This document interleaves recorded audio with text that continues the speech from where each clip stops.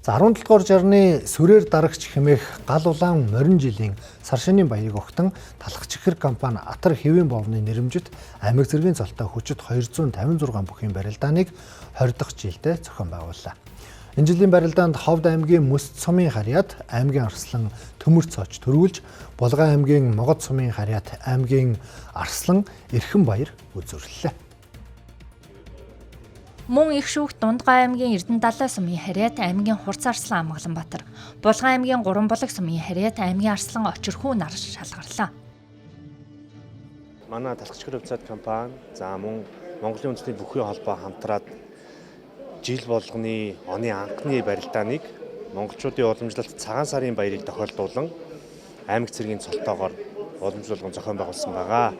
Учир нь гэвэл манай талх чихэр компани маань өөрсдөө үндэсний манлай үйлдвэр гэхийн нэрийн доор мөн үндсэн хүнс болох гурил гурлан бүтээгдэхүүн за ялангуяа энэ цагаан сарыг тохиолдуулан уламжлалт хэвийн боовыг 4-5 янзын брендийн нэрийн дор гаргадаг байгаа.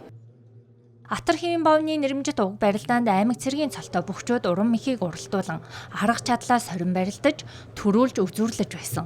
Эдгээр бүхчүүдээс Монгол улсын начин 12, улсын харцаг 2, улсын заан 4, улсын гард 2, улсын арслан 1, улсын авраг 4 төрсэн байдаг. Иймээс аймаг цэргийн цолтой бүхчүүд Атар хэвийн бовны нэрэмжит оны анхны барилдаанаар тухайн жилийнхаа өнгийг тодорхойлон бэлэгшээн барилцдаг байна.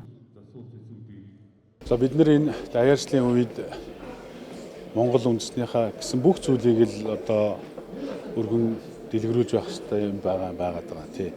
Бид нэр бол одоо энэ эхлээдийн залуучууд бол цагаан сарын тухай ойлголт, баяр наадмын тухай ойлголт, Монгол бүхийн тухай, Монголын өв соёл, дуу бүжиг гэдэг энэ бүх зүйлийг эрхэмлэж явах зайлшгүй шаардлага байгаа гэдгийг одоо өдрөөс өдөрт ингээд харуулж байдаг.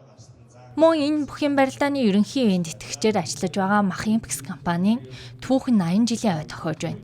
Ийхүү ойгоороо дамжуулан оны анхны барилдаанд ирсэн үзэгчдээс азтан шалгаруулж урамшуулсан юм а.